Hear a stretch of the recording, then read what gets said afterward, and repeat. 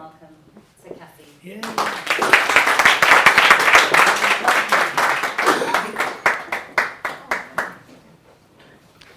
Harry Potter.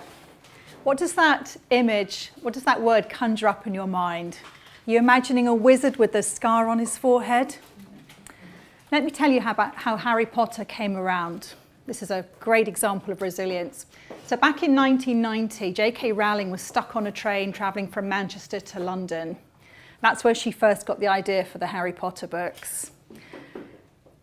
That same year, her mother died.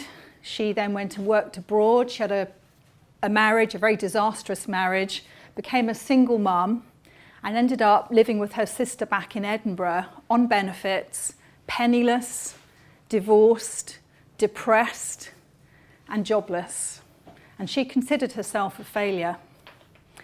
But she kept writing. And when she first arrived back in Edinburgh and she was writing in the cafe on the bridge, she had the first 3 chapters of the first Harry Potter book. Fast forward to 1995, Harry Potter was rejected by all of the 12 major publishers. It was another 2 years, 1997, when a publisher agreed to publish Harry Potter on a really short run of 1,000 copies. Can you imagine that now? And it wasn't until 1998 that Harry Potter won 2 children's awards. And that's when everything exploded, and the rest, as you know, is history. So Harry Potter took 8 years to come to life. Now, that to me is a prime example of resilience. What kept JK Rowling going with all of those obstacles and all of those things that life was throwing at her? My first tip for you in terms of how you can build your own personal resilience is to focus on something that you love. JK Rowling had a passion to write. She wanted to be a novelist. She loved writing. That's what got her through some of those really, really tough times. Now, how many of you here run a business? Yeah. When you run a business, not only are you going to hit bumps in the road, you're actually putting yourself right in the middle of the road, head on. I can see you're relating to this. Head on to all of the obstacles, the challenges, the road bumps. So building resilience is so important because resilience it's like having shock absorbers. So that when you're going along that bumpy road and you've got a boulder here and you've got a challenge there, the shock absorbers are absorbing, they're cushioning you from some of the blows that life deals you. And let's be realistic, we're all going to hit roadblocks. Has anyone here ever had their heart broken? Ever lost someone they love? Yeah, ever been abused? We've all got a story. We've all got a story, haven't we?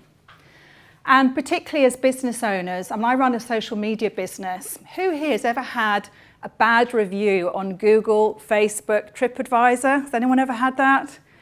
I've had clients here whose business has been almost devastated by terrible reviews on TripAdvisor. Has anyone here been trolled on social media? All the time. It can be harsh. There's some really nasty people out there. It can be harsh. So we need resilience. We need to build resilience to build those shock absorbers. Now, I remember the low point in my business. I remember getting an email from my accountant one day. And I thought things were going well. I was bringing in multi-6 figures with the business and had a look through the numbers. And I had a bit of a shock.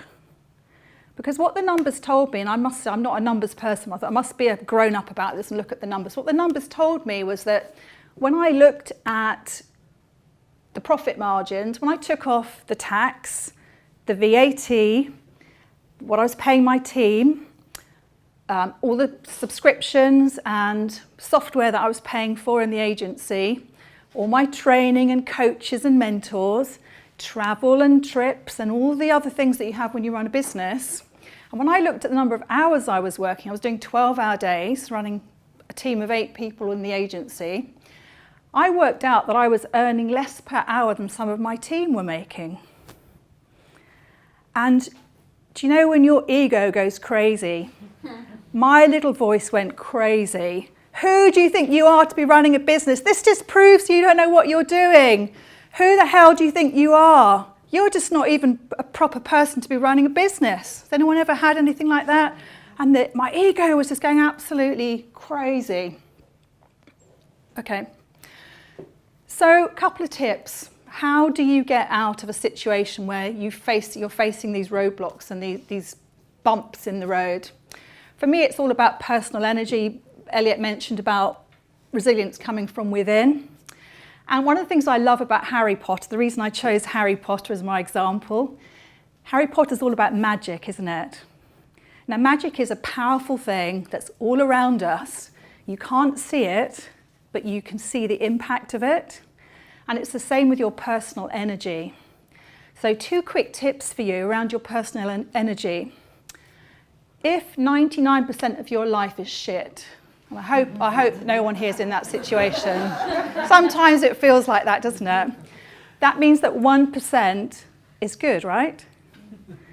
If you can focus on that 1%, whatever that 1% is, it might be having a roof over your head, it might be have people that love you, it might be, I remember having a bad day once and a lovely old lady smiled at me in the post office. And I thought, you know, life's not that bad. And that smile lifted me. It was such a small thing.